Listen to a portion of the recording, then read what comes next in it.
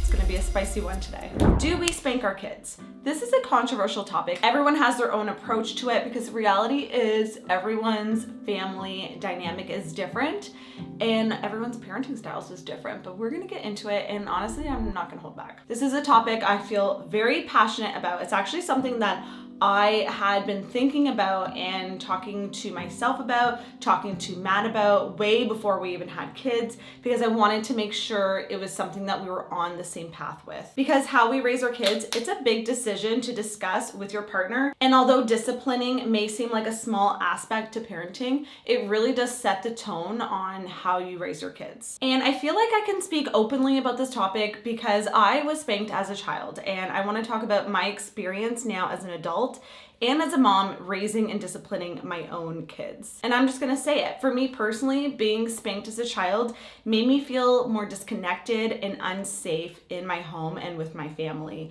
I actually resented my parents for a long time because of how I was disciplined as a child, and it took a lot of years in healing and conversations in my young adult life to really move past it and forgive them. Now we have a great relationship, so I feel like we've come out on the other side, and it's really set the tone for how I raise my kids now as a mom of two. And I know everyone's different. Like when I talked to Matt about this, who was also spanked as a child, we had very different experiences.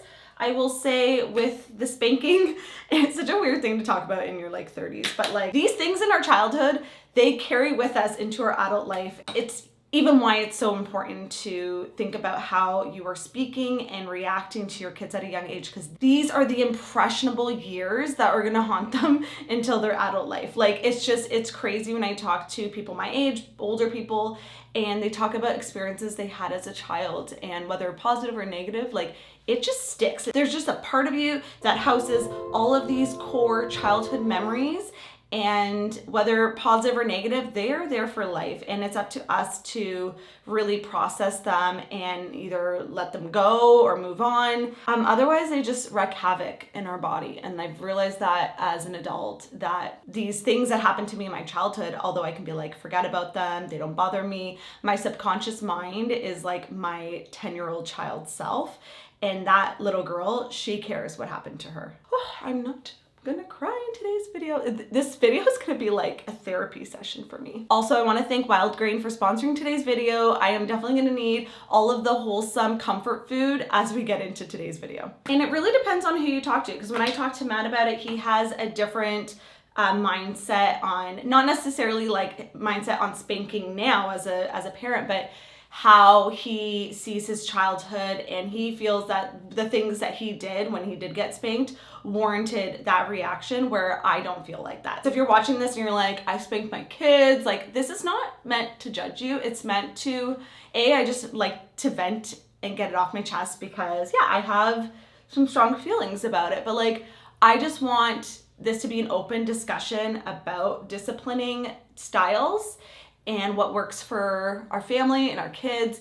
Every child is different. And if I was to say in a million years I would never spank my kids, I would be lying. I have two Scorpios. One is a redhead. We have high energy, high emotion children, and we're all human. I think the big thing is does the crime match the punishment? And I think we can get into this habit of just like yelling and using force and spanking on a regular basis, where it's like, did your child really do something that bad that they deserve to be for you to hurt them? You know what I mean? And like really, spanking is a form of violence. We can tell ourselves like, oh, we're teaching them and this is how we're reinforcing it. You are still teaching your child to use violence to solve their problems. And I'm not gonna get into my childhood in this video. I will say I was a very high-spirited, rebellious. I don't know if I was rebellious. I just think that because I was disciplined a lot, but it's easier for me to understand different situations and move past them if I can kind of see it from someone else's standpoint. So for most of my childhood, I was taught to use fear, force, and anger in a lot of situations, and it really wasn't until like my late teens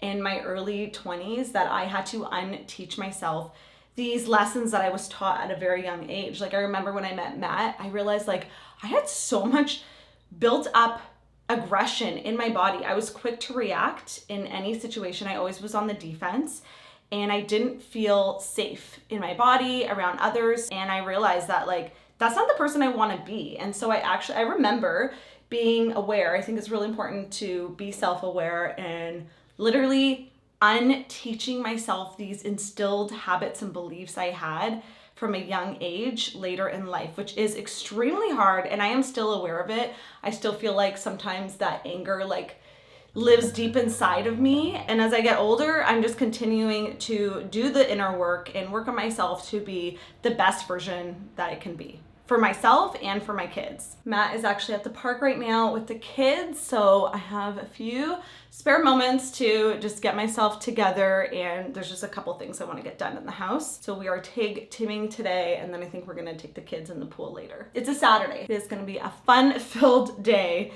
and a therapy session for mom. Like I said, this is a video I've been wanting to talk about for a while.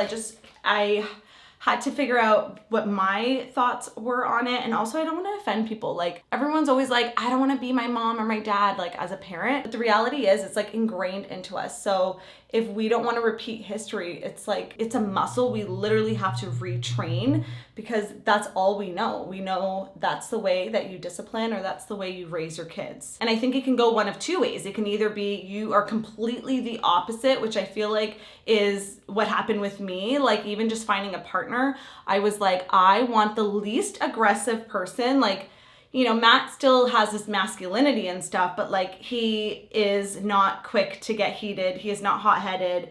And I was always very aware how Matt reacted in heated situations, whether we were having a heated discussion or someone cut him off, like how is he reacting? I guess in a way that was allowing my childhood self to say, does he feel safe? Do I feel secure with this man? To protect me and also be the father of my future kids. Obviously at that point, like I didn't know if we were gonna be staying together or having kids, but it was still a thought in my mind. I often catch myself saying phrases that I can just hear my mom saying, and not even in a bad way, just things that she's instilled into me. And I find myself repeating them to my kids or even like my siblings and stuff, or when we catch each other saying stuff, we're like, oh, that's so mom. And it's so funny because you don't think that things they said to you all the time stuck with you, but they do.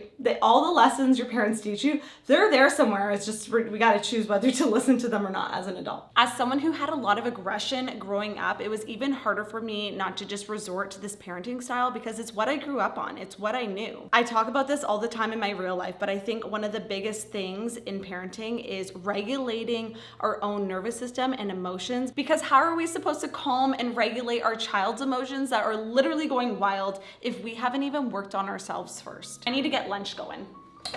We're gonna make some croissants. I actually thought about making some BLT croissants. My daughter loves bacon and she loves croissants, and BLTs are one of my favorite food groups. The ingredients on these croissants: flour, butter, milk, water, sugar, yeast, eggs, salt. This is what baked goods should be. I just got my new wild grain delivery yesterday and I've already been baking up a bunch of things in my kitchen. They're the first Bake from Frozen subscription box company. And as a small business owner myself, I love that they partner with small bakeries and pasta makers across the country to support the artisanal bakery style, really the way bread should be made. You can browse all the different products on their website and choose from breads, pastas, and pastries and build your own custom box. They also have plant-based and gluten-free options to choose from as well. We are a sourdough-loving family, so I love that they have high-quality, slow fermentation sourdough bread. And it is way easier on your gut, and it also increases the nutrients from your food. And real authentic sourdough, believe it or not, is really hard to find at the grocery store. We've already devoured the snickerdoodles and chocolate croissants, and they were literally mouth-watering. Like the flakiness of layers was unreal. Better than any bakery because I made them fresh in my own home and ate them seconds after they got out of the oven. They're probably still too hot, but they were so good. That is the best snickerdoodle I've ever had in my life. I didn't even think I liked snickerdoodles until right now.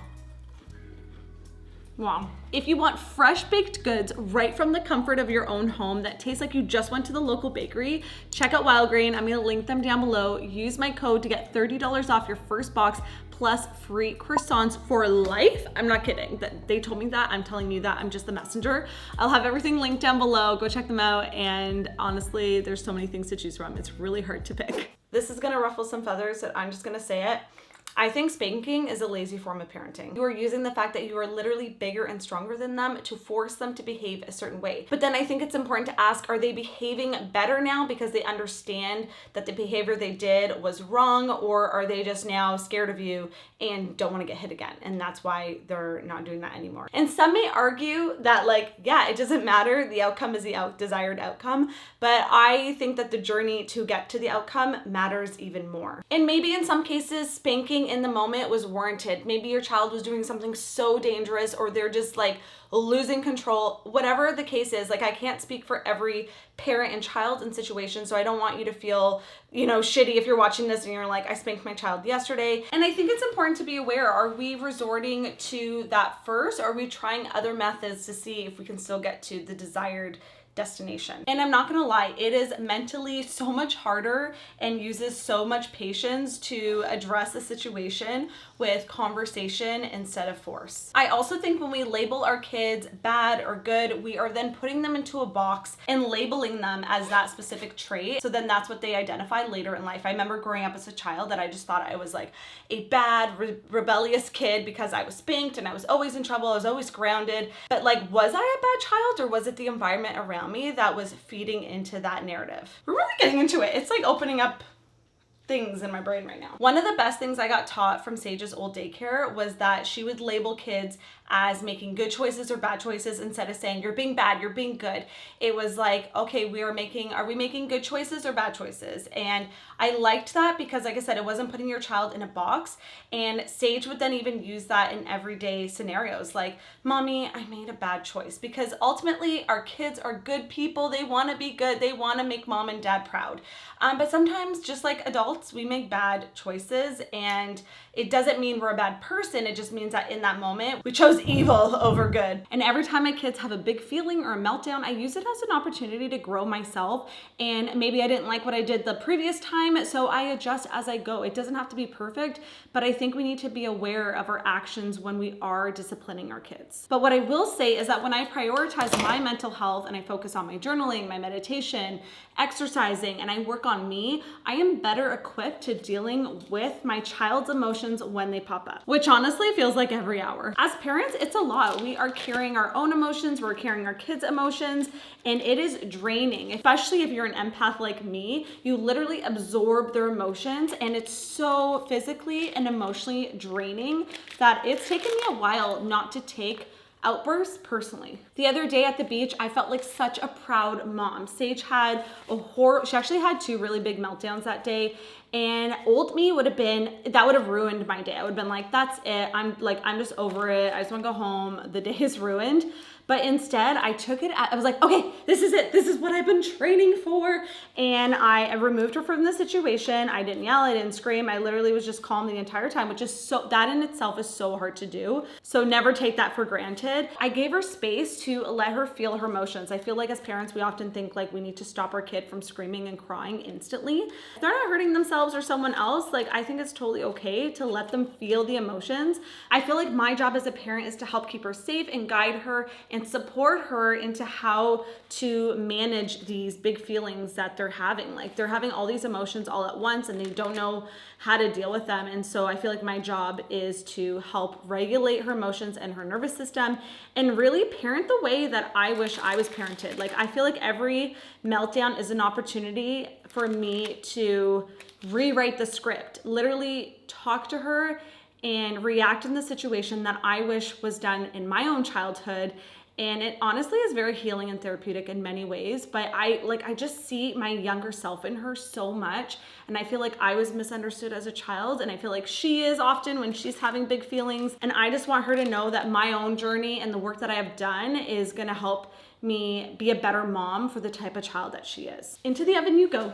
At the beach, I essentially gave her space to calm down, and then eventually I just helped distract her. I was so proud of myself because not only did I let her just feel the emotions, but I stayed calm. I feel like The hardest part is just staying calm in it all, because you're just like, oh my God, like I just want this to be over. I'm already overstimulated and overwhelmed, and now you're having a meltdown, and we're just at the beach and we're trying to have a nice family day, and like, why are you crying? It's not that hard. Like, all this stuff runs through your head as a parent, and it's a lot. But I remind myself to mirror the emotion that I want her to have. So I want to stay calm and collected and not overreact to her emotions. And you'll be surprised, the calmer you are, the easier it is for your child to calm down. If you are getting heated and getting louder, that is only going to feed into the feelings that they're already having and escalate this situation even more. And trust me, it's like fire doesn't fight fire. You need water to calm down the fire. I don't know, I just made that analogy up, but it makes sense in my head. I can do a whole video on my calming coping mechanisms that I've kind of just like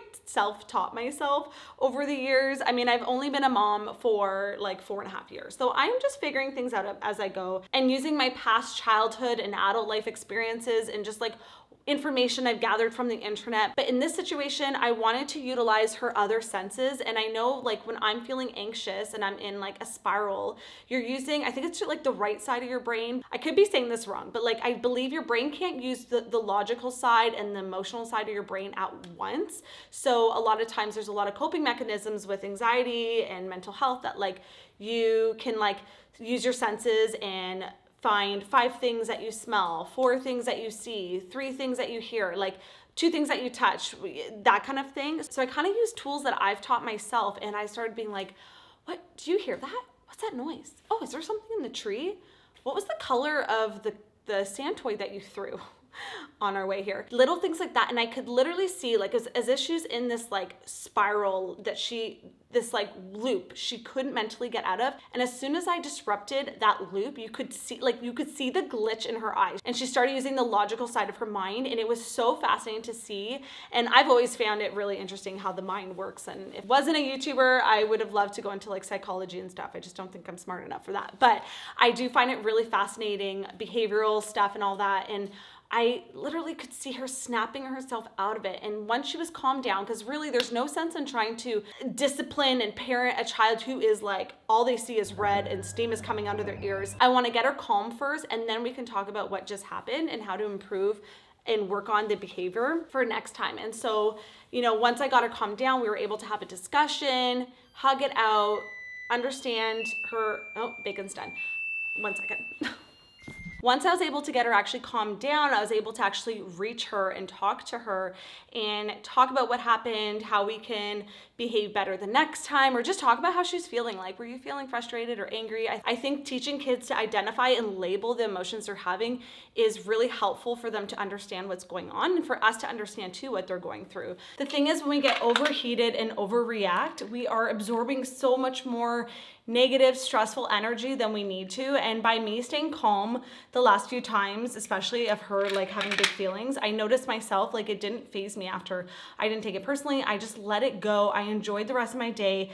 And the crazy thing is I actually will see Sage mimic lessons and coping mechanisms that I've taught her in real life. When she's pretend playing and stuff, I will hear her talk to her like dolls and stuff, like, don't scream, use your words, take deep breaths. Like, I see the things I'm telling her in action. I'm like, she is listening. It doesn't seem like it in the moment, but they are absorbing everything we are telling and teaching them. And it's actually pretty cool if you think about it. Besides, no parent feels good after screaming and losing their SHIT or spanking their kids. You regret it. You feel icky after. You're like, why did I give in and come down to their level? And you just feel crappy, and then your day's kind of ruined because of that situation. But like, I've never done this before. I got this job with 0 training. They just threw me right in. It's kind of crazy if you think about it. And like I said, this video isn't meant to shame anyone. It's really just to start the conversation and also speak from my own perspective as a child who was spanked and how I feel about it later in life.